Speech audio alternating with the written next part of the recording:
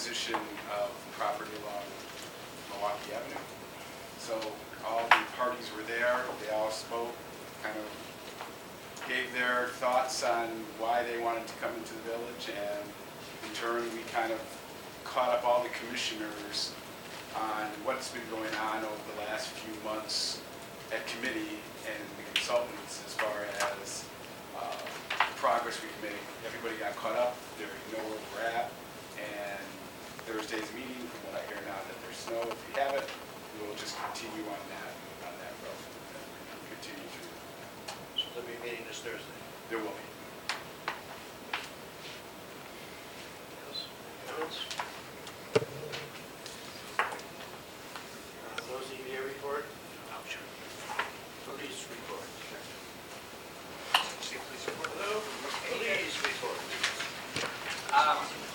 What I did is I took the activity, total activity from 2009 as opposed to since the last board meeting, and I also put in 2008 just so you can have something to compare it to. And things are pretty similar from 2008 to 2009. One thing I want to point out is that I was going to point that out. And accidents are down, which I'm happy to report. I'm sorry, they're up. I'm looking at the wrong. But what I was going to say was that, no, I'm sorry, I'm looking at the wrong thing again. Accidents are down, 190 compared to 249. I was going to comment before on the arrest, though. 174 compared to 104. As most of you recall, not all of you were here, when we purchased a new records management system in 2008. So it was, I believe, in October of 2008. So I'm confident of the 174 number for 2009. I have a feeling we had more in 2008, but the old system that we were using, I don't think was tracking it. So I'm not confident in that number. But 174 is accurate for 2009. Then I was going to get to accidents, which I'm happy to say are down. So I think people are driving better. We're not writing as many tickets as you see later in the report, but I think that's all a reflection on driving habits of people driving through our town. Other things are very similar. And then if you go to page 3, that's something that we had been reporting in the past. We are now, and that's uniform crime reports. That's something that we report to the state, and it has to do with major crimes. Obviously, we've had no murders. We had one criminal sexual assault in 2008, which many of you may know is a rape, and that was a more involved case that probably really took place allegedly years ago. That was being reported in 2008 that we were investigating then. That investigation is actually continuing. We had 11 burglaries each year. Thefts have doubled, or a little more than doubled. We had 25 in 2009, where we had 12 in 2008.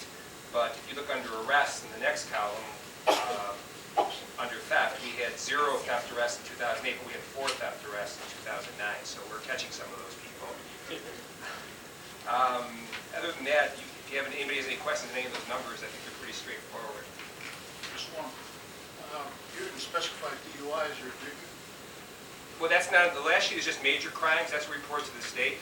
If you look under, on the first page, under DUI, under D, it shows that we're down a little bit. We had 34 in 2009 compared to 42 in 2008. I can tell you this, though.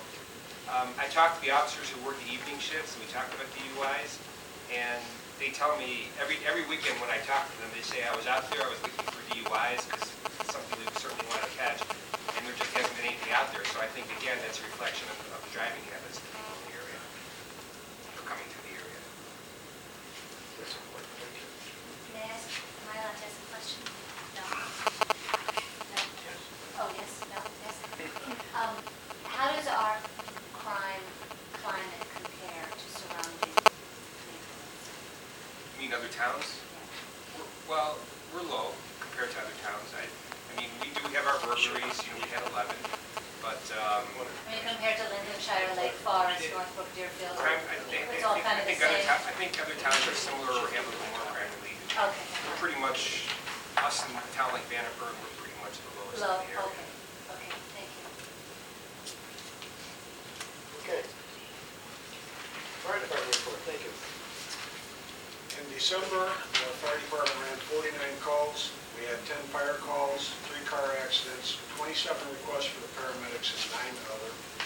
Year-to-date fire calls for the year of 2009, 105 fire calls, 39 car accidents, 274 requests for paramedics, 65 for the other category. Total calls for 2009 is 483. I meant to verify, but I believe last year we ran 520 calls, so we're down a little bit. That's a reflection of what we're seeing district-wide. The district was up to 2,900 calls, it's dropped down to 2,655 for the year. And it's also reflected in surrounding communities. So we believe it's probably got something to do with the economy. We don't have as many people on the road. We have businesses that are not open right now, so you're not going to have as much activity. One last thing I'd like to report on and just share with you. We always stress, and I've written a few articles about the need to make sure driveways are cleared and streets are cleared and salted. Lake Forest had a fire a few days ago, and this is not to in any way belittle their efforts. They did everything they could. But they had a house that was on the edge of Lake Bluff, and it was way back in off the road, almost half a mile. I wasn't there, I got this secondhand. The driveway was unbelievably treacherous. The first Lake Forest engine ended up off the road. Knollwood's truck ended up off the road, despite the fact that they knew the engine had a problem and were trying to prevent it. And then on top of it, Countryside's ambulance had to be pulled out. So with all that being said, they still did a tremendous job, but it certainly hampered their efforts to have these things happen. And our biggest fear is always that one of these big rigs will go off the road at the entrance to the street where we can't get around it, and there's no other access. So just a real life story to share with you, and it's it's not a scare tactic. It's what could happen. We hope it doesn't. So that's why we reinforce those things. Can I ask you a quick question? Sure. We were told, I believe at the last meeting, that when they put the bike bridge over on Deerfield Road will be closed to the bridge for approximately 4 days. Correct. Has the fire department done anything to suggest that that is an emergency entrance and exit for you guys? Actually, Patrick followed up on that on behalf of ourselves and the police department, and the response he got is that they would insist that the contractor keep a lane open, and it would be closed to traffic, but that we would be able to get through if we needed to. So there's an emergency lane? Yes. That'll do it. Thank you. You're welcome. Thank you. Norfolk water comparison. Paid another $13,500 this last month, and a total of $406 so far since we switched over to Norfolk water. That's the savings. That's the same. And so have we offset almost the entire cost of the project at this point? Or did it Well, plus no, some the cost of the project is $1 million. We're not there yet. to the village? Give us another Okay, year. so we're close, though. Yeah, well, That's a fast we're getting payback. there. That's great. That's why I'm giving the number. Yeah, no, that's great. Okay, that's what we're all here for. Discussion of an ordinance amending the village code to describe regulations concerning fences.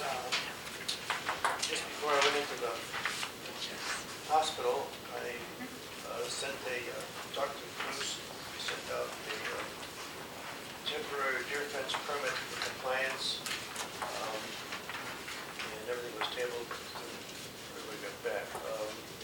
Bruce, you want to tell us what's in here? I brought more copies,